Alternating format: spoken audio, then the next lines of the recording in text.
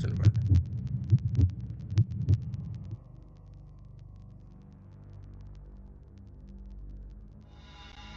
I was out doing a delivery one late night. It was probably the longest drive I had ever taken for a pizza delivery.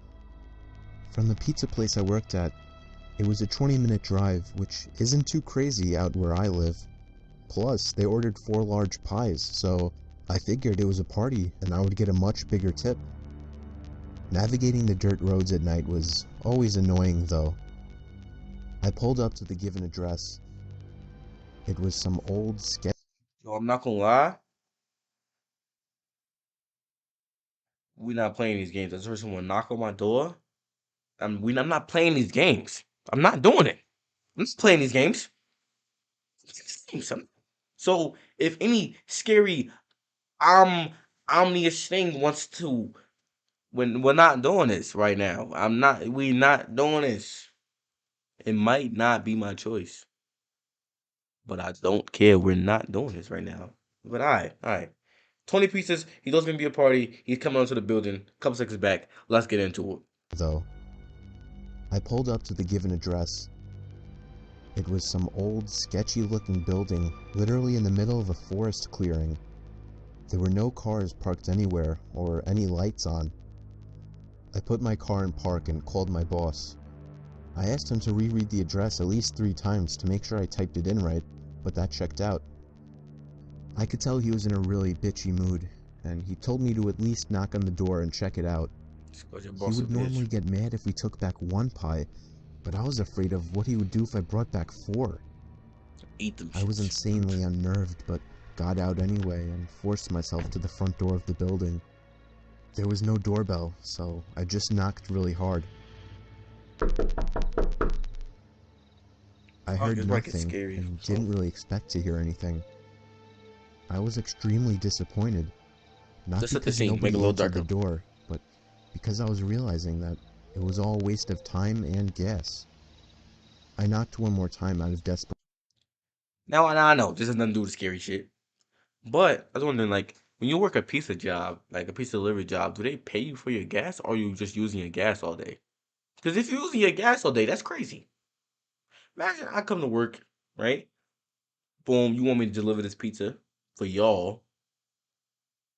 I gotta use my car. That's adding miles onto my car and use my gas. I hope they're getting reimbursed for that. You feel what I'm saying? That was totally off subject. I'm sorry, but and then began to hear some kind of rustling noises from inside of the building.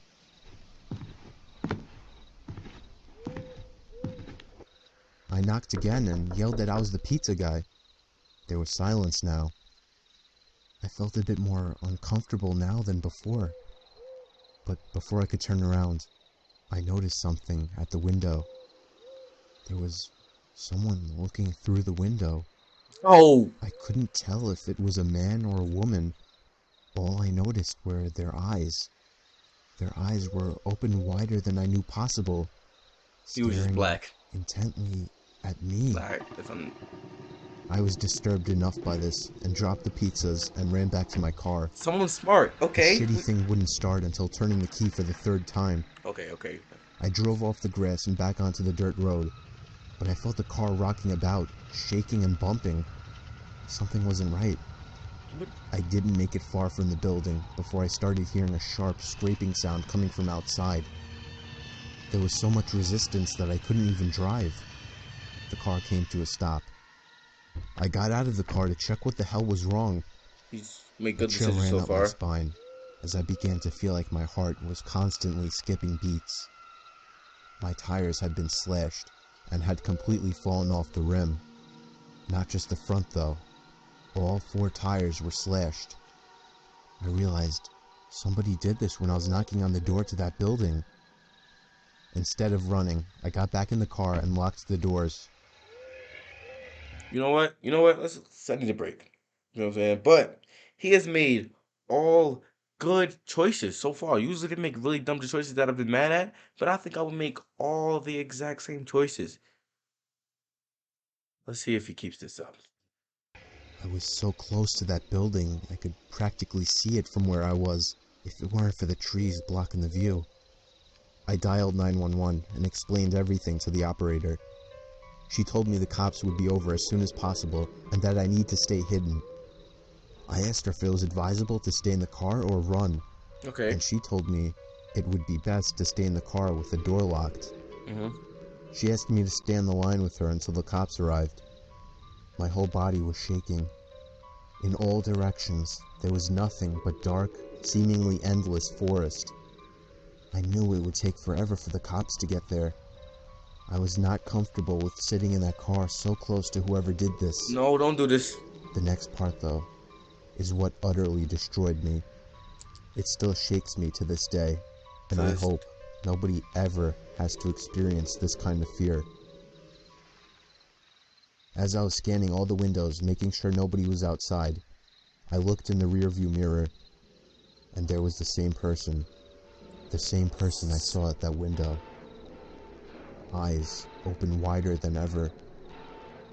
I could see now that Do you want the pizzas or not? Do you want the pizzas or not? You feel what I'm saying? Like, stop all this extra. Take the pizzas. Come on, bro. Golly. there was a woman, and I could ever so slightly see a smile begin to spread across her face. I opened my door and full-on sprinted into the woods, not caring how much noise I made. I ran until I was out of breath, which didn't take long, and I hid behind a giant log on the First choice I ground. don't agree with. I tried to cover my loud breathing with my hand as I waited and waited for what felt like hours That's until I stupid. finally heard I would not do sirens that. in the distance.